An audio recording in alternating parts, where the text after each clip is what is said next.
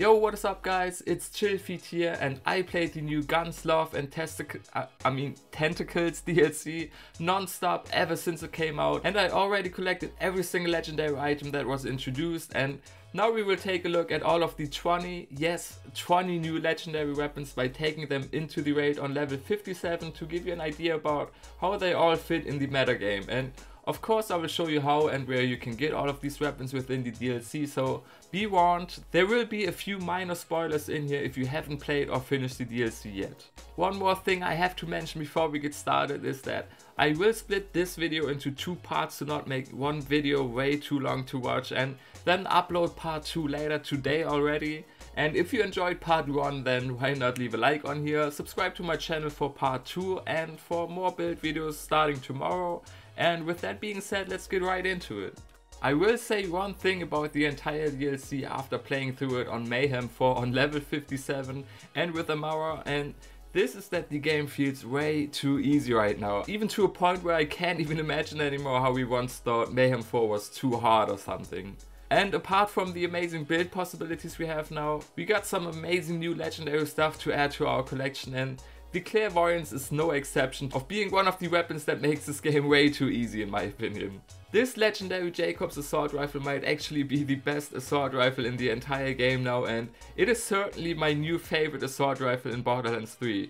It is a semi-automatic assault rifle from Jacobs, so it will always ricochet one bullet towards the nearest enemy, but it also always sticks its projectile into your enemy's crit spot that will explode after a while, and it also will always come in cryo element, which makes this weapon perfect for any character in any given situation.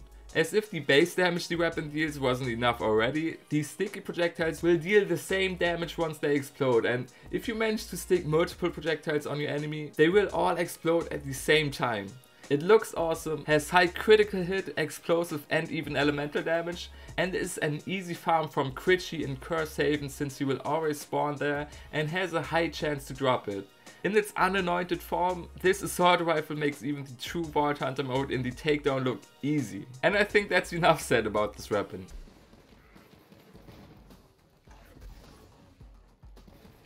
I'm unstoppable! Somebody shoot this one! It's on now. Competitors will be with My second favorite DLC weapon was the one that dropped the earliest and the most often for me. This time it's from COV, and this time it's incendiary only, which is the Seeryul Killur. I don't think I have ever used a more satisfying COV weapon than this one right here. This assault rifle has somewhat like a built-in kill skill that stacks up to 3 times. So every time you kill an enemy, the weapon will get increased damage, fire rate and reduced heat, which turns this thing into a monster for mobbing. Unfortunately, you have to kill your enemy with a bullet from the weapon, and elemental damage does not seem to count, and it also won't count if you kill multiple enemies at once with, let's say, Indiscriminate or Ties That Bind on Amara, so I found myself not proccing this effect too often. The great news is the weapon is pretty good and satisfying to use even without the effect, and you will always get a visual effect once you do get the weapon effect to proc. It is a world drop, so just play the DLC until the end and I can almost guarantee you that at least once someone in there will drop it for you.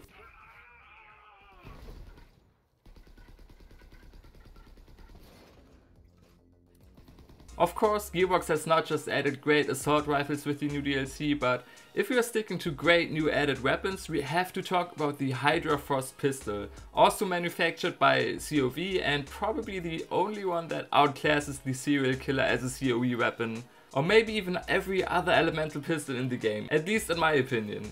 Similar to the Clairvoyance, you can only get the cryo version on it, and similar to the Seeryul Killur, it has a built-in kill skill that gives every second shot 200% shock or incendiary damage for 6 straight seconds. And trust me, 6 seconds is more than enough with this weapon to get another kill to activate this effect again. The weapon looks and shoots kinda like the Lenoche does, but the projectiles seem to have a much tighter spread on the Hydra Force, and in my opinion there are only a few minor things holding this weapon back.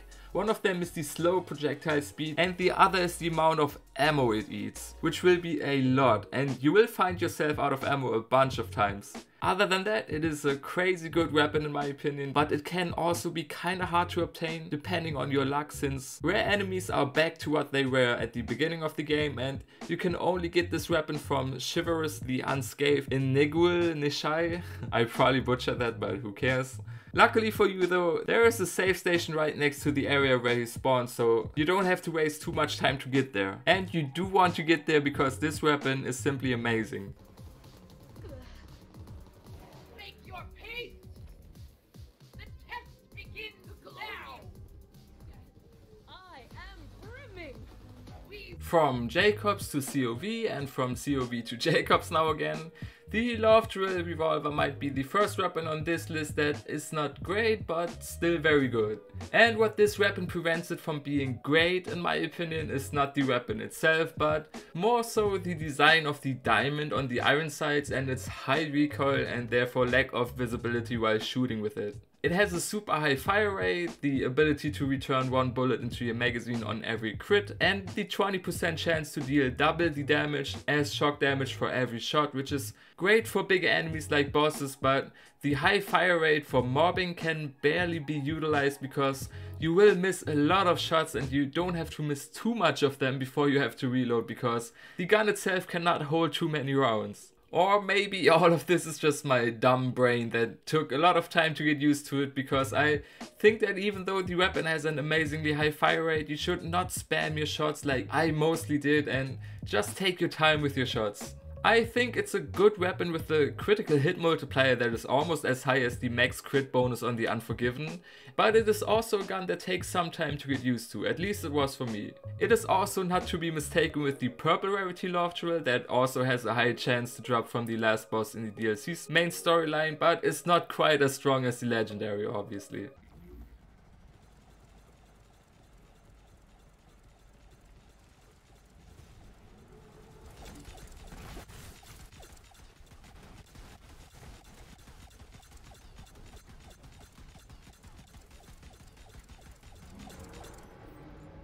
One of 3 Jacobs sniper rifles added with this DLC is the Unseen Threat, and to be honest, sniping is probably in the best spot it has ever been in Borderlands 3 right now, with how easy it is to get one shots, at least with a Maran flag. And the Unseen Threat is also no exception to that. Once you get your Overkill Guardian rank perk to activate, almost every critical hit is a one-shot kill, so I guess you can call it a good sniper rifle. What we should talk about though on snipers is their special ability and how useful it is, and I don't know if it was because of my build and how everyone is dead by just looking at them, or because the 3 homing projectiles on a crit disappear after a short distance, or because the homing projectiles don't work as intended, but I felt like they were unbelievably inconsistent when I specifically tested them. Sometimes they didn't home in on the target I was shooting at, and sometimes they were. Sometimes it would spawn multiple projectiles and other times just one. Sometimes it looked like it did a ton of damage and sometimes it looked like it just tickled your enemies, so maybe it's the effect itself that is inconsistent, or it was me that didn't quite figure out how they work. Regardless, the weapon is a dedicated drop from a Mach or whatever it is you pronounce his name in Cursehaven. He is also a rare enemy, so keep an eye out for a red portal right here whenever you are in this area or when you want to farm him. I arrived, and with me, despair. I'll kill you later. The other sniper rifle I will cover today is one of my favorite returning weapons from Borderlands 2, the Skull Masher. Now, finally in Borderlands 3, there are a few differences to its predecessor from 7 years ago, and I don't mean that it now probably won't get lost by dropping in areas outside of the map. The weapon still shoots 5 projectiles per shot in a tight spread while consuming just 1 ammo, but this time around it has a much faster fire rate.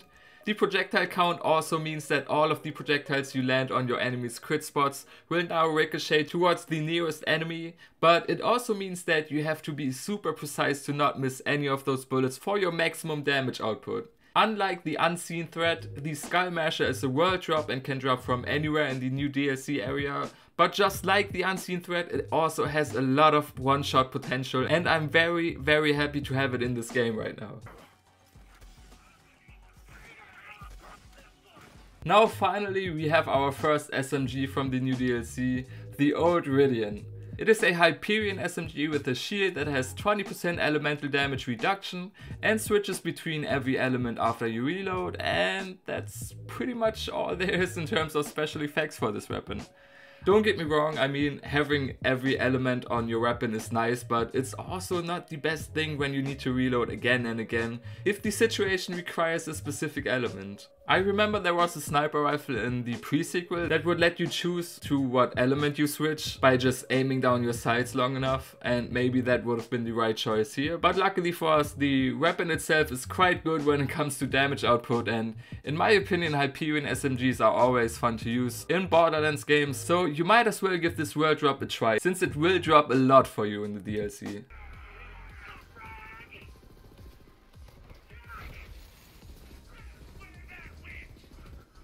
The first time I saw the Mutant in a video way before the DLC even released publicly, I thought it looked awesome, and what could go wrong with a ricocheting laser Jacobs assault rifle that looks like a Rowan's Call? Well, yeah, I mean, I didn't think about the weird recoil a laser weapon has in this game, where it just kinda bounces up and down while shooting, and I didn't think about the limited range it has at that time. It can be just so hard to control, and it's not fun to use in my opinion. And on a pretty good level 57 most build I have, it just didn't do nearly enough damage to be viable for all the downsides this thing has. I managed to do fairly well with the Mauer, but again, it's just not fun to use in my opinion, and you will run out of mousepad space if you're on PC more often than not. And I didn't test that, but maybe it is much more comfortable to use with the controller, so even if you can get some good damage out of it, I wouldn't recommend this thing for anything other than to put it in your collection. And if you do want to collect it and try it out for yourself, you have to kill the fungal Gorga in the Crankerwood for it to drop. The good thing is all of these dedicated drops seem to have a very high chance to drop, so you don't have to waste too much time farming for it.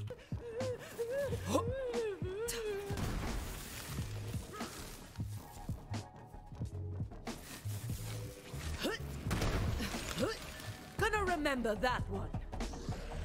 The second laser weapon this DLC has to offer is the SF Force, and this in my opinion is the better choice when you're looking for a new laser weapon to use. Even though it might do slightly less damage than the Mutant, it felt just so much more fun to use, and I know this is awfully subjective, but it just has a much bigger magazine and shoots two piercing musical notes in different elements at once, and there's no charge up time, a fast reload, and you can make good use of the new Guardian rank perk Harmageddon, since you will almost always apply two status effects at once, and I think in the end it comes down to personal preference if you have to choose between the two lasers and which one you like better, but they are both objectively solid weapons, so don't get me wrong. The SF Force is also a dedicated drop from the boss DJ Spinmouth that will spawn after you finish the mission Sinister Sounds in Skittermore Basin.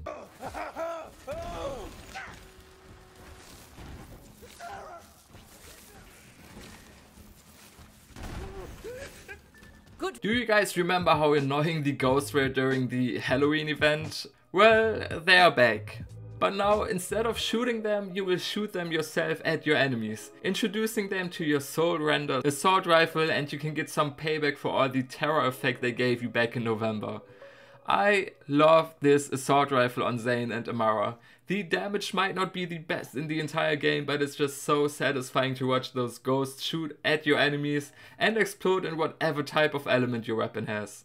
I haven't figured out yet if there's anything you can do to proc them, but I'm pretty sure they just have a random chance as long as your enemies are in sight. They will always home in on either the enemy you're shooting at or to another one that is nearby. Like I said, all that matters is that your enemies are in sight, and they can also land crits. It might not be the strongest weapon in the game, as I've said already, but I would definitely say you should go get one from Tom and Max right here in the Heart's Desire, and then have a fun option for every character.